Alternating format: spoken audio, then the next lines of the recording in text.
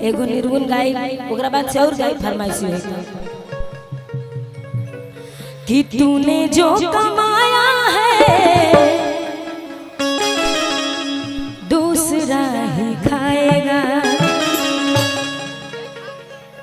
कि तूने जो कमाया है दूसरा ही खाएगा।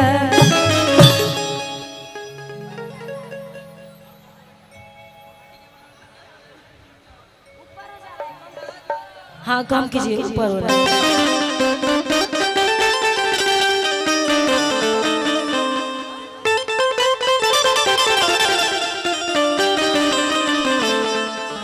हेलो ओ कि तूने जो कमाया है दूसरा ही खाएगा, तूने जो कमाया है दूसरा खाएगा, तूने जो कमाया है दूसरा ही खाएगा, तूने जो कमाया है दूसरा खाएगा। खाली हाथ आया था, खाली हाथ आया था, खाली हाथ जाएगा।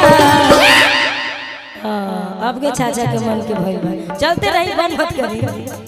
हाँ खाली हाथ आया था खाली हाथ जाएगा, तूने जो कमाया है दूसरा खाएगा, तूने जो कमाया है दूसरा खाएगा, तूने जो कमाया है दूसरा खाएगा।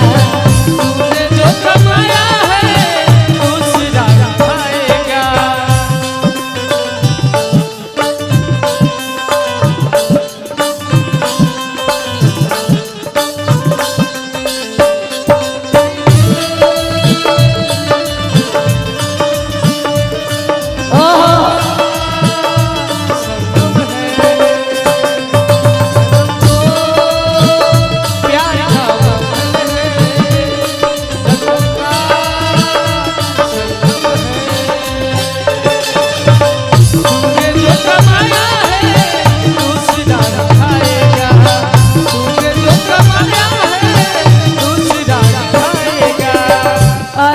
बीच बीच में हिंदी लेते हम बड़ी अच्छा लगता है, बड़ी अच्छा गाना याद आ गया। पास बुलाती है इतना सताती है, पास बुलाती है इतना सताती है, याद तुम्हारी जब जब मुझको आती है, हो आती है।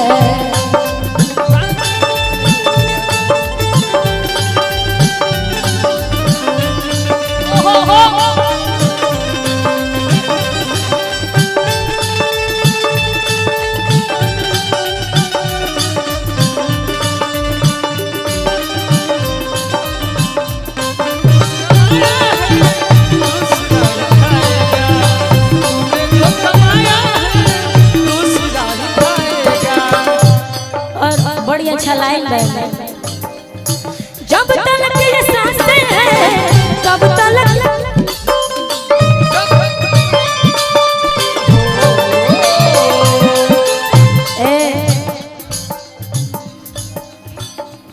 कि जब तलक ये सांसें हैं तब तलक ये रिश्ते हैं, सांस जो अगर टूटी साथ जो अगर टूटी रिश्ता टूट जाएगा, सांस जो अगर टूटी रिश्ता टूट जाएगा, सांस जो अगर टूटी रिश्ता टूट जाएगा। दूसरा खाएगा, तूने जो कमाया है दूसरा ही खाएगा।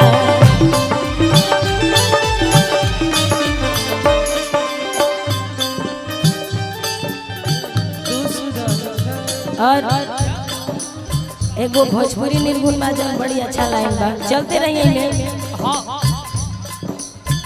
कि काहे माया में भुलाइल बड़ा तोता हो,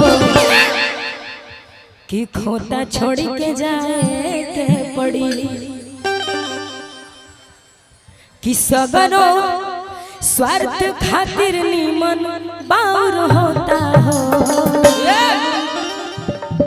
कि सगरो स्वार्थ खातिर नीमन बाउर होता हो खोता छोड़ के जाए के पड़ी माया में भुलाइल बाड़ा तोता हो खोता छोड़ के जाए के पड़ी काहे माया में भुलाई बाड़ा तोता हो खोता छोड़ के जाए के पड़ी माया में भुलाइल बाड़ा तोता हो खोता छोड़ के जाए के पड़ी। और जितेंद्र भैया की तरफ से बहुत बहुत आशीर्वाद आता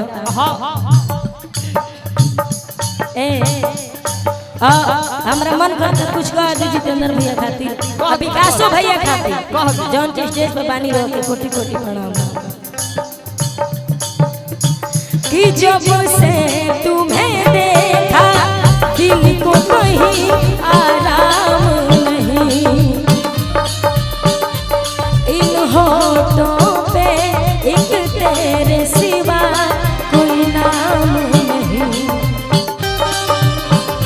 बन गया हूँ मैं तेरा दीवाना धीरे धीरे से दिल को चुराना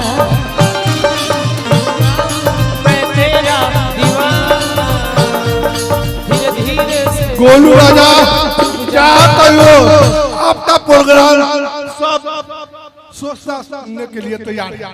इनका बंद किया जाए। गोलू राजा